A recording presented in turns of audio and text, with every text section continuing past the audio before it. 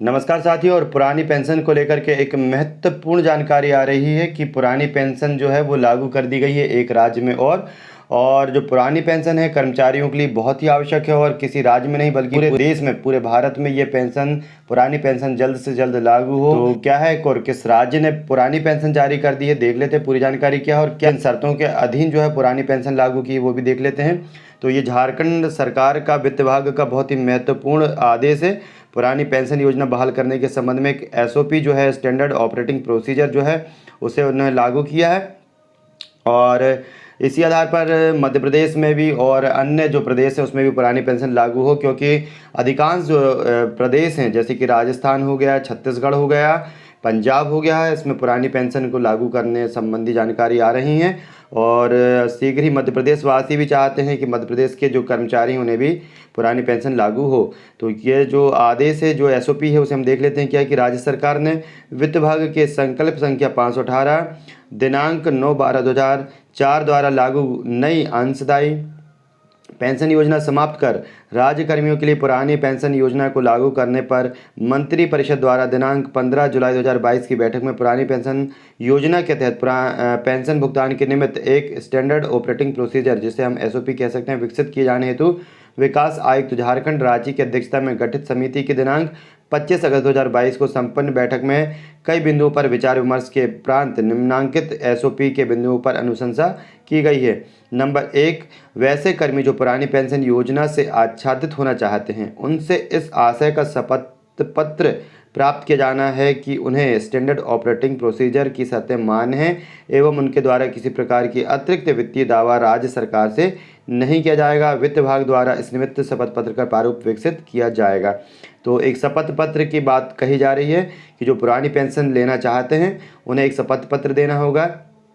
Number 2, NSDL से सरकारी अंशदान एवं उस पर अर्जित ब्याज की राशि सीधे राज्य सरकार को प्राप्त नहीं होने की स्थिति में कर्मियों के वार्धक्य सेवानिवृत्ति के उपरांत सरकारी अंशदान एवं उस पर अर्जित ब्याज की राशि संबंधित कर्मी द्वारा सरकारी कोष में जमा करने के उपरांत ही पुरानी पेंशन योजना के तहत पेंशन देय होगा। सरकारी अंशदान एवं उस पर अर्जित ब्याज की राशि का समायोजन कर्मी को मिलने वाले उपदान की राशि से भी किया जा सकेगा। तो बहुत ही महत्वपूर्ण एक शर्त आप कंडिका हम कह सकते हैं कि जो एनएसडीएल से सरकारी अंशदान एवं उस पर अर्जित ब्याज की राशि सीधे राज्य सरकार को प्राप्त नहीं होने की स्थिति में, हालांकि जो एनएसडीएल है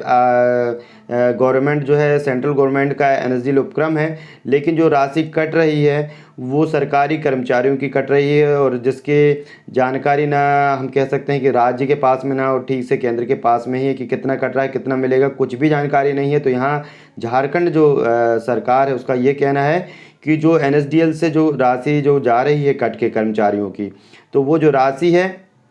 वो सीधे राज्य सरकार को यदि प्राप्त नहीं होती तो उस स्थिति में कर्मियों के जो वार्धक्य सेवानिवृत्ति के उपरांत, जो सेवानिवृत्ति के बाद जब वो राशि प्राप्त होगी तो उपरांत सरकारी अंशदान एवं उस पर अर्जित ब्याज की राशि संबंधित कर्मी द्वारा सरकारी कोष में जमा करने पर, यानी जो कुछ भी राशि मिलेगी कब, रिटायरमेंट के बाद एनएसडीएल के द्वारा, तो उसे सरकारी कोष में जमा करने के बाद ही पुरानी पेंशन योजना के तहत पेंशन दे होगी। यानी वो जो राशि मिलेगी वैसे तो उसे अभी जमा कर लें और जो भी उसे सरेंडर करके पुरानी पेंशन लागू कर दें वो ज़्यादा श्रेष्ठ होगा। तो पुरानी पेंशन योजना के तहत पेंशन दे होगा। सरकारी अंशदान एवं उस पर अर्जित ब्याज की राशि का समायोजन कर्मी को मिलने वाले उपदान की राशि से भी किया जा सकेगा। तो एक दूसरी बात यह कि जो सरकारी अंशदान है एवं उस पर अर्जित ब्याज की राशि का समायोजन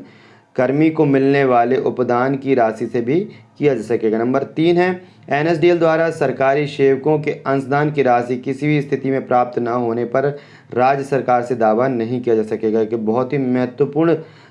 शर्त ये भी हम कह सकते हैं कि जो एनएसडीएल जिसमें अभी सरकारी कर्मचारियों का पैसा जमा, अंशदान जमा हो रहा है 10%, तो यदि वो नहीं मिलता है किसी भी परिस्थिति में प्राप्त न होने पर राज्य सरकार से दावा नहीं किया जा सकेगा। तो यहाँ ये एक बात है कि जब एनएसडीएल द्वारा यदि पैसा नहीं मिलेगा तो सरकार जो है ऐसे तंत्र में पैसा क्यों लगवाती है, यानी राज्य सरकारों को भी इस पर आपत्ति उठाना चाहिए कि एनएसडीएल में पैसा सरकारी कर्मचारी का जमा ना हो। तो चौथा जो पॉइंट है वो देख लेते हैं। झारखंड राज्य के सरकारी कर्मचारियों के द्वारा दिए गए विकल्प के आधार पर दिनांक 1 सितंबर 2022 से पुरानी पेंशन योजना को बहाल किया जाना है। फिर नंबर 5 जो है, शपथ पत्र में पुरानी पेंशन योजना के चयन करने वाले कर्मियों की नई अंशदायी पेंशन योजना के अंतर्गत वेतन से की जा रही 10% मासिक अंशदान की कटौती दिनांक 1 सितंबर 2022 माह सितंबर 2022 के वेतन से समाप्त हो जाएगी, यानी कि सितंबर 2022 से जो कटौती है वो समाप्त हो जाएगी। और तथा झारखंड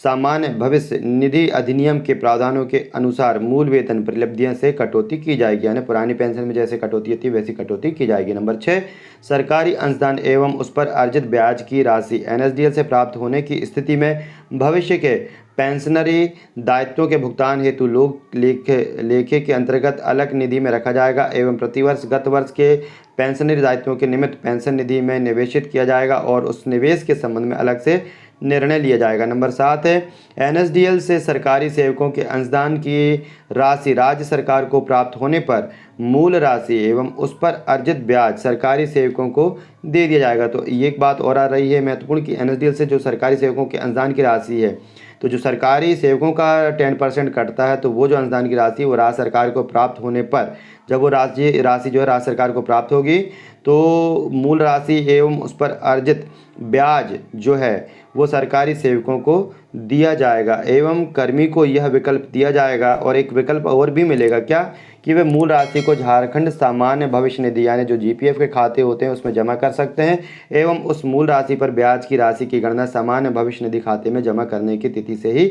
की जाएगी। झारखंड सामान्य भविष्य निधि अधिनियम में आवश्यक संशोधन की कार्रवाई की जाएगी। नंबर 8 है,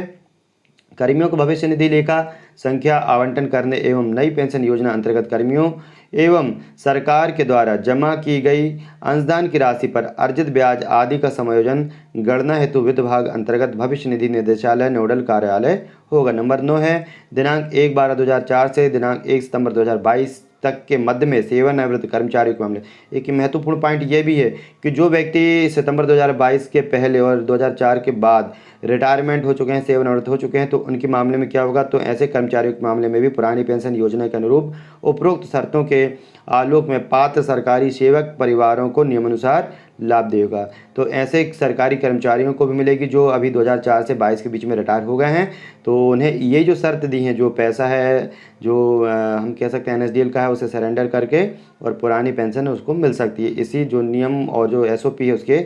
अधीन हम कह सकते हैं या उसके आलोक में तो नियमानुसार लाभदेय होगा। ऐसे सरकारी सेवक जिनको नई अंशदायी पेंशन योजना में सेवानिवृत्ति उपरांत अथवा सरकारी सेवक के मृत्यु के मामले में उनके परिवार को सेवानिवृत्ति लाभ प्राप्त हो चुके हैं, ऐसे मामले में पुरानी पेंशन योजना के अनुरूप लाभ का निर्धारण करने संबंधी दिशा निर्देश अलग से जारी किया जाएगा। योजना के अंतर्गत लेखा संधारण विनियमन एवं प्रक्रिया के संबंध में विस्तृत दिशा निर्देश अलग से जारी किए जाएंगे एवं पुरानी पेंशन योजना बहाल करने के क्रम में किसी प्रकार की भ्रांति उत्पन्न होने पर वित्त विभाग द्वारा सक्षम प्राधिकार के अनुमोदन प्राप्त कर आवश्यक दिशा निर्देश स्पष्टीकरण निर्गत किया जाएगा। नंबर 11, इस अंशदायी पेंशन योजना के स्थान पर पुरानी पेंशन योजना बहाली संबंधी समस्त कार्यों का निष्पादन एवं अन्य संगत कार्यवाही वित्त विभाग द्वारा किया जाएगा। तो आप यहाँ देख सकते हैं कि यहाँ पर जो अधिकारी हैं झारखंड राज्य के, उनके यहाँ पर हस्ताक्षर हैं। तो एक महत्वपूर्ण एसओपी जारी की गई है जिसके हम कह सकते हैं कि जिसके अधीन जो कर्मचारी हैं झारखंड के सरकारी कर्मचारी, उन्हें पुरानी पेंशन का लाभ दिया जा रहा है। आपके विचार कमेंट बॉक्स में जरूर लिखें। जो और भी प्रदेश हैं, मध्य प्रदेश है और भारत के अन्य प्रदेश हैं, वहाँ पर भी जहाँ पुरानी पेंशन लागू नहीं है वहाँ पर पुरानी पेंशन लागू होना चाहिए, जिससे कि जो सरकारी कर्मचारी हैं उनका वृद्धावस्था में जो उनके जीवन की गारंटी होती है और एक समाज में एक स्वाभिमानी एक व्यक्ति की तरह अपना जीवन जी सकें, जिसके लिए पुरानी पेंशन बहुत ही ज़रूरी है। आपके क्या विचार है कमेंट बॉक्स में ज़रूर लिखें। पुरानी पेंशन चाहते तो हैशटैग करके पुरानी पेंशन ज़रूर लिखें। वीडियो को लाइक शेयर करना न भूलें। धन्यवाद।